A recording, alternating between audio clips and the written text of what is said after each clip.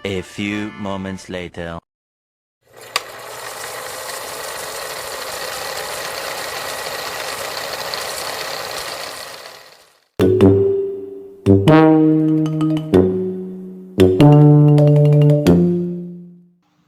Assalamualaikum warahmatullahi wabarakatuh. Perkenalkan, nama saya Nurul Mawaddah dengan NIM 70 312 30 31 dari Keperawatan A. Di sini saya akan membahas tentang pentingnya memahami ilmu fikih dalam transfusi darah dan donor organ. Mengapa sih kita harus membahas tentang hal ini? Nah, yang pertama, kita harus memahami fikih medis untuk membantu umat Islam dalam mematuhi ajaran agama dan merespon kebutuhan kesehatan yang bijak. Yang kedua, banyaknya mitos dan stigma terkait transfusi darah dan juga donor organ yang perlu diluruskan agar masyarakat lebih memahami mengenai hal ini. Yang ketiga,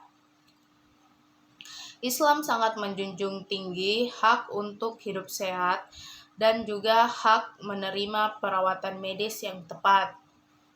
Nah, selanjutnya kita masuk ke materinya, pembahasannya.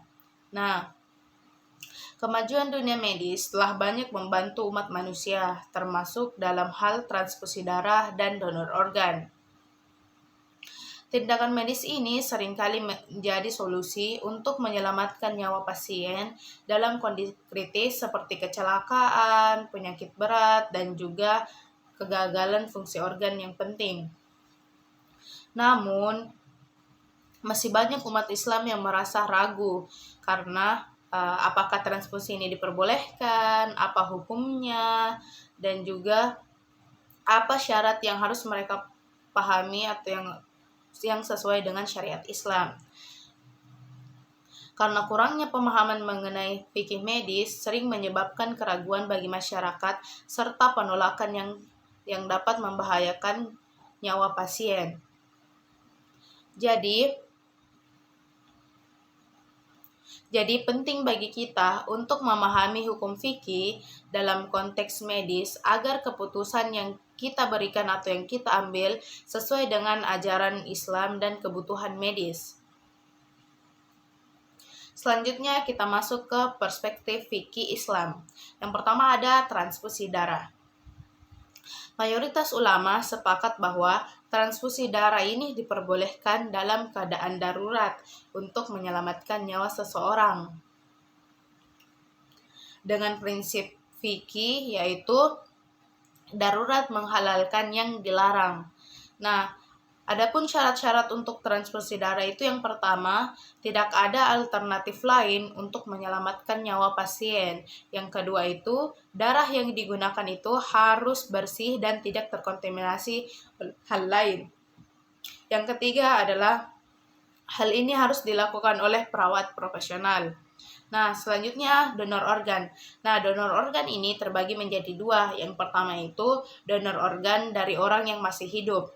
Adapun syarat-syaratnya yaitu yang pertama, donor ini diperbolehkan jika organ yang diperbolehkan bukan organ vital dan tidak membahayakan nyawa pendonor.